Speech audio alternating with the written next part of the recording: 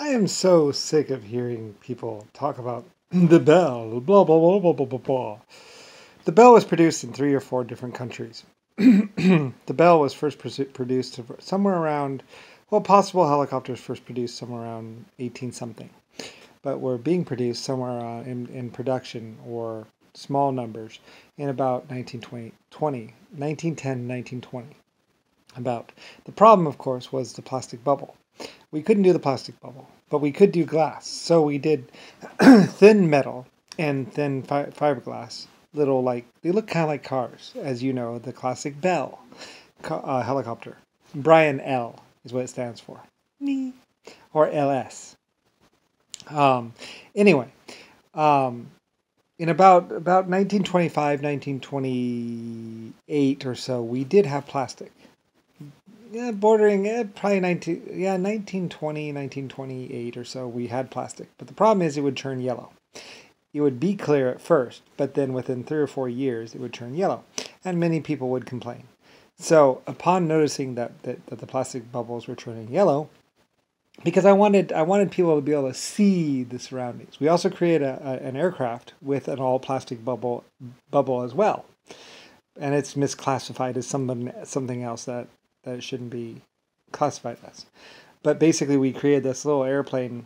I forget how it looks. I think it has one engine in the back, and it's kind of like a P-38, except it's not.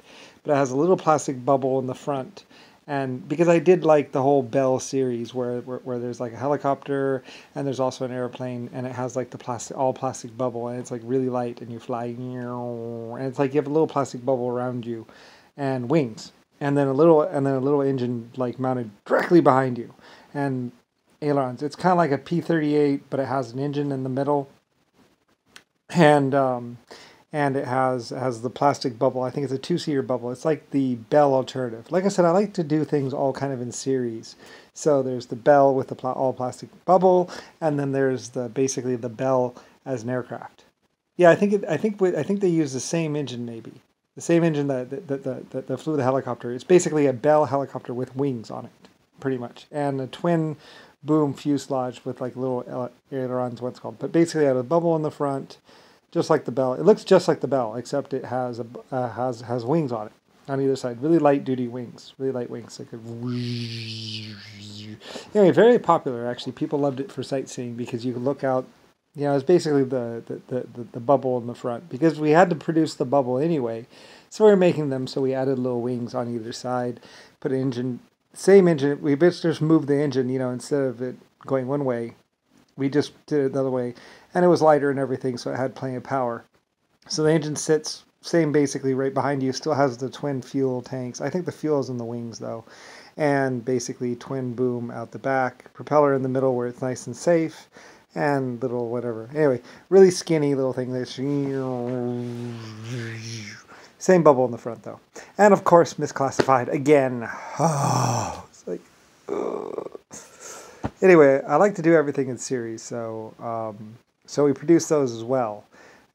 Just basically using it's the same parts, so and almost the same mass and everything like that. It's just that one has wings and one has a helicopter. So I like to do everything in series. So we produce some of those. And then, let's see. And then, like I said, the bubbles would turn yellow, so we included one extra bubble in the price, basically. And the bubble and the plastic at the time was hugely expensive. And later on, the price of the plastic basically went, you know. And so it actually cost us like 1/3 the cost of the original thing. So we actually overcharged a little bit. And we were going to make them pay for the labor, but I think I said, because the price of plastic had dropped so much, or at least we were mass producing so much of it, I was like, well, I guess we'll just go ahead and include that, because you know, I wasn't trying to make money on it, because we'd already made the money on the initial sale of it, and we included one extra bubble at our cost at the time, which was a lot, because plastic was really hard to make when we first offered the Bell. So anyway, so the price dropped. So about 5 or 6 years goes by, basically, and the price of plastic drops. So not only we still made money, on the second plastic bubble that we gave them, and I think I included the labor charge. Actually, I think people said that they would pay the labor anyway. They're like, don't worry about it. We'll pay the labor anyway. We love it so much. And it was like 5 or 6 years later. And plus, a lot of them actually got crashed or something like that, or something happened to them, so we didn't have to replace those bubbles. But anyway, we include the price of the second bubble in the price of the helicopter, and a lot of people got brand new bubbles and were very happy. In fact, some people, we actually had to replace it 3 times because the yellowing actually started 3 years in, and we were hoping to get 6 years out of it, and we hadn't made some. Well, we gave them the newer plastic, which would last longer, but not that much longer. Anyway, it's not like plastic nowadays. So, anyway, and so like it's really annoying because they're There's like Bell first offered 1940. Bell first offered in 1969. It's like. Where do you get your information from? Let me know so I can punch him out and tell him, what the... Where have you... Did you have your head underneath a rock? Is that just how many times you sold and bought the company? I know when the Bell was first offered. I offered it! Anyway. So frustrating. Like,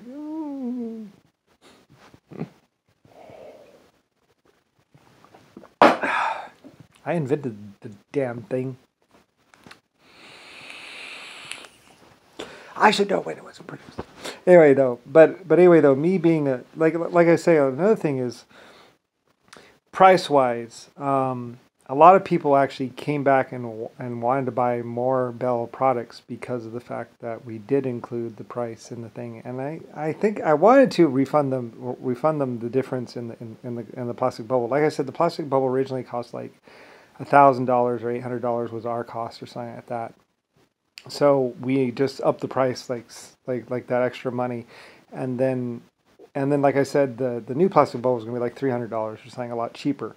And so actually I think it was $1,200. I don't know, it was really expensive, or like almost $3,500 or something for the plastic, because it was a lot of plastic and it was really expensive plastic. So that was our labor cost, total labor cost from first plastic, from first tree or whatever, where the plastic came from. I forget how we got the plastic, but basically from the very start to basically plastic bowl was $3,000 for me. And I think that includes some research. Anyway, though, we were doing a lot of things by hand back then. A lot of things by hand. So anyway, a couple years down the road, we're mass producing like crazy. So the price is like really cheap, down to like $300 or $600. So we made a lot of money on that one. But so we included I think what we did is we included like 2 or 3 plastic things, because they started yellowing, and a lot of people didn't really worry about it. They're like, don't worry about it. Wait a couple of years. And some of them had cracks in it and stuff like that. So anyway, so we it wasn't as bad as the as the glider. The glider was the worst one. We had this thin plastic sheeting that was basically the windows of the front of the plastic, and it would rot out in like a year or 2, or 3 years. It was a cheaper version. Mostly plastic back then was really hard and really expensive. So making good thin plastic, was a little bit of issue. I think we first had the thin plastic. No, maybe it was hard plastic we had first. I don't remember which one we had first. If it was the sheet plastic, the thin, soft plastic that was flexy, or the sheet or the hard plastic. Like I say, just getting the plastic clear was like, oh, I know we'll get it. It's coming. We will be able to do clear plastic. It was just like a murky brown or black, basically. First plastic was black, and then it was brown, and then it was kind of a yellow, and then we had it clear, but it would turn yellow. The things you know as an inventor and producer of items.